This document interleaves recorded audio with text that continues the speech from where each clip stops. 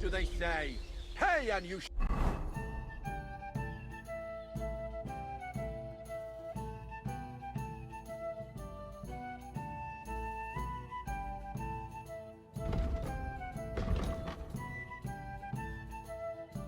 be forgiven. Greetings Have to you you. stolen? Hey! Good day to you. Have you Greetings. killed? Hey! Are you the devil himself? Hey, and you shall go to heaven. The prelates spout empty words. Their bellies sorry. may be full, but their heads are empty. Fat arses and empty spaces where their hearts should be. They offer salvation to anyone who fills their coffers. Couldn't have said it better myself.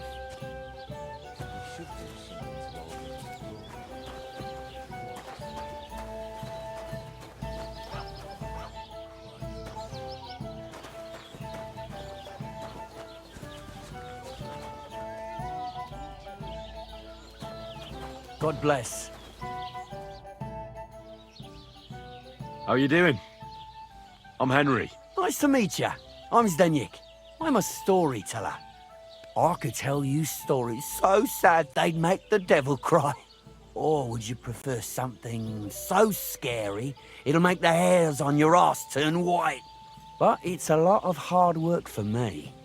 Now, if you had something to drink or a couple of groschen, that might help loosen my tongue.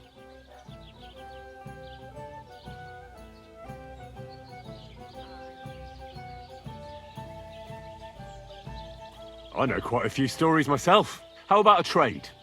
A story for a story. All right then. But if it's the one about the magic porridge pot, don't bother. I've heard it 100 times.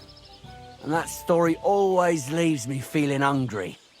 I know a romantic tale about a knight, his lady love, and 3 impossible tasks he had to undertake to win her heart. He had to bring her the sweetest wine, tame the wildest horse, and make a crown with the rarest gem. And then? What happened when he'd done all 3? Oh, the lady of his heart showed her gratitude by giving him the most precious thing she had. And I'm not talking about gold. Oh, a raunchy ending. That'll be popular with the lads round here. If I were you, I'd make it longer. To last a whole evening. Add a wicked stepmother, that sort of thing. It'll be a hit. And now, I'll tell you a tale in return. So what kind of story would you like to hear? I like stories that can teach me something. Stories with a moral. Haven't you heard enough of those in church? But it's not a problem. I have just the tale for you. And it's not one you'll hear from any priest. So, once upon a time, there lived in these very lands 2 brothers. The older was called Kuba, the younger, Matthias. They were both woodcutters, like their father and his father before him. One day, at the height of summer, they were working in the woods. The air was as hot as a furnace, so Matthias went to a nearby pond to cool himself. But as he was leaning over the cold water, there was a loud splash. His axe had got loose from his belt. In haste, he began to search the muddy bed of the pond, and his hands soon touched something hard and heavy. He pulled it out and could not believe his eyes. He pulled out an axe. Yes, but not his old one. It was an axe made of pure silver. Good God. I'd grab that without a second thought. Maybe you would, but Matthias would never. He was an honest man, and with a big swing he threw the silver axe back. He searched the pond again, and this time he pulled out his own axe. Nothing but dull iron and old wood.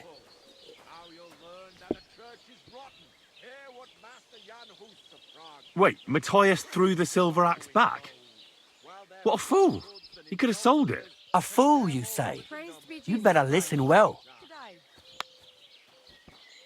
Matthias was just about to leave when suddenly a water goblin came out of the pond, silver axe in his hands, and he said, "You're a righteous man, Matthias, and for your honesty, you may keep both axes." Matthias, not hanging around for the goblin to change his mind, took up both axes, gave us thanks, and ran to tell Kuba all about it. Kuba, however, was not best pleased with his little brother's fortune.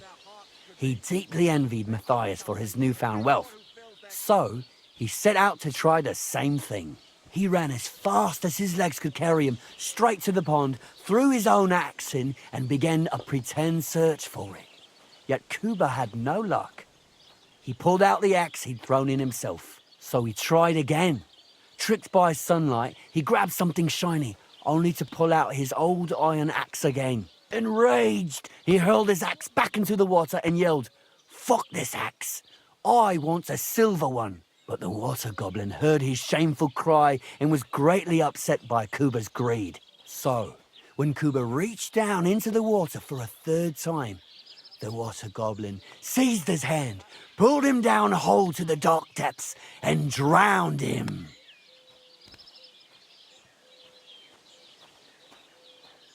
Huh? All was as it should have been. It was Kuba's fault. I don't think so. It seems Matthias didn't either. He went to the water goblin and begged for his brother's body so he could take him home and bury him. But the path back from the pond led over a steep hill, and carrying the weight of the waterlogged body exhausted Matthias. He stopped to rest by an old oak tree, and he used a silver axe to cut off a branch that would serve as a walking stick. But it wasn't enough. Somehow, it was still getting harder to continue up the hill. Then Matthias realized it wasn't his brother's body that was weighing him down. It was the silver axe. The axe was the cause of all this trouble. So he started bashing the silver axe against the big stone with all his might, trying to destroy it. Yet no matter what, he couldn't even make a dent. With the last of his strength, Matthias climbed to the top of the hill.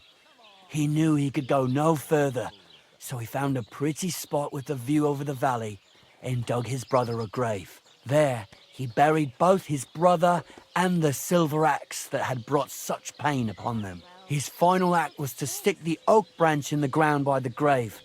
But lo and behold, the branch grew green leaves and became a tree. The locals have had no dealings with the water goblin since then, but some have had the bad luck to bump into him. And when you walk by the pier, where it all happened, you can still hear his chuckling. That was a very nice story. Story? What story? It's the truth. Why hasn't anyone gone looking for the axe then? Because it brings misfortune. Didn't you listen to me at all? Look for yourself if you wish. Rock Tower Pond isn't far from here. The Water Goblin's pier is somewhere among the reeds. But leave me out of it. I'm fine here with my drink. See you later. Why is this sticky?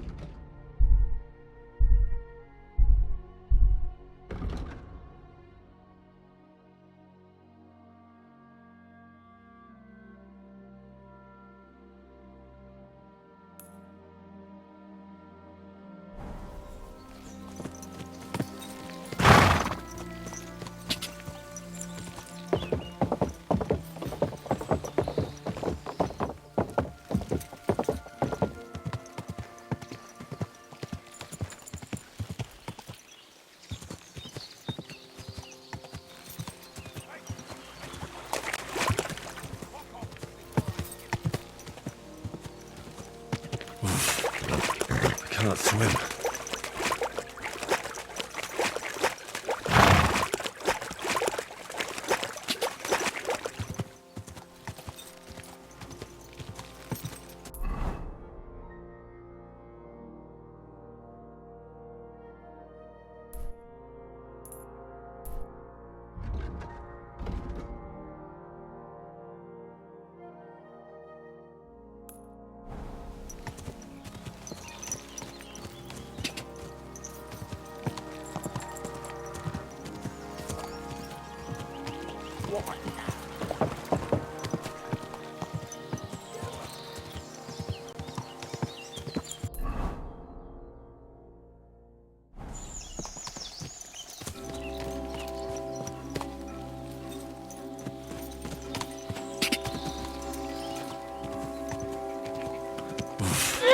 I can't swim.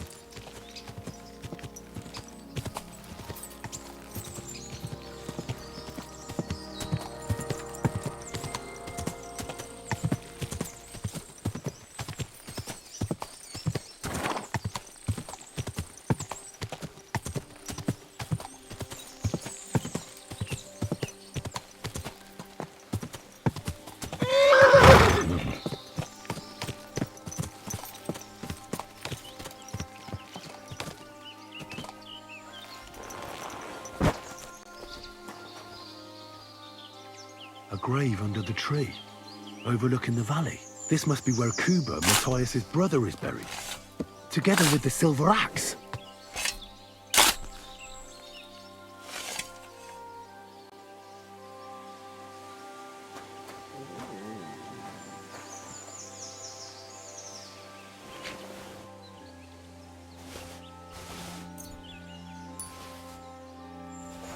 God in heaven.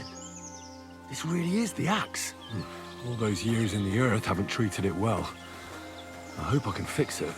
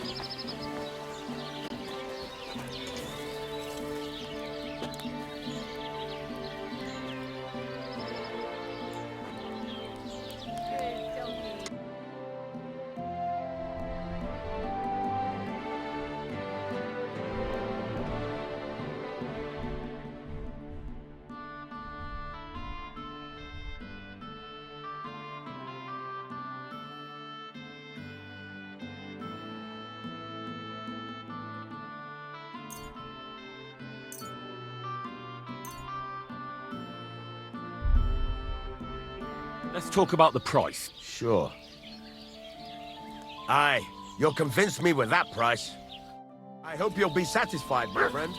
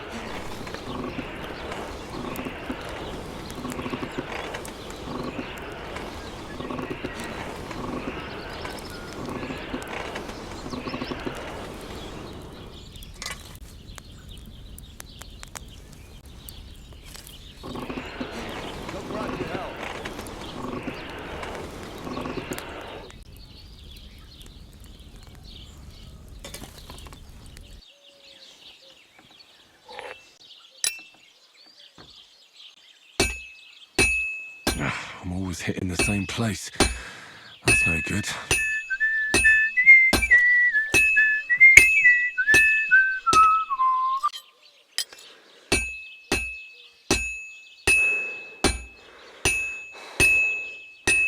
Whew.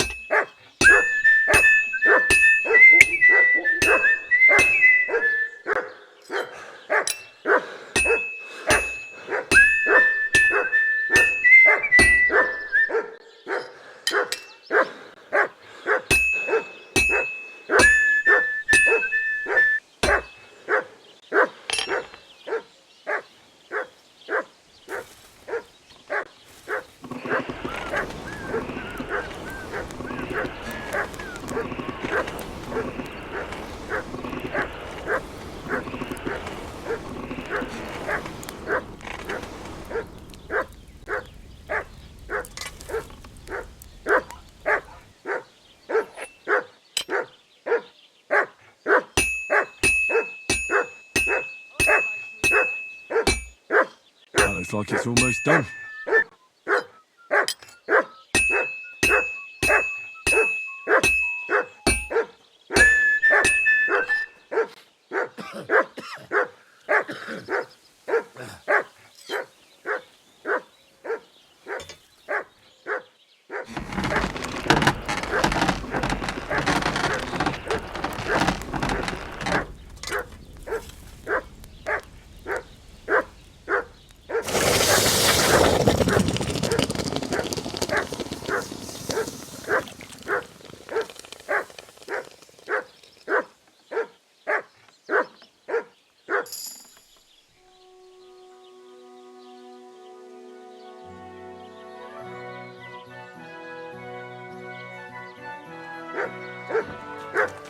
Excuse me?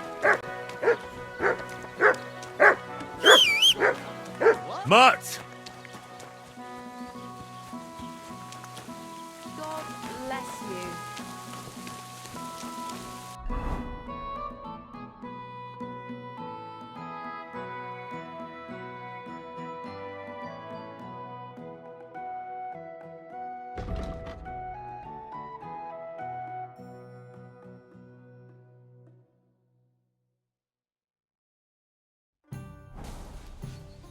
What's the hold up, Here it comes.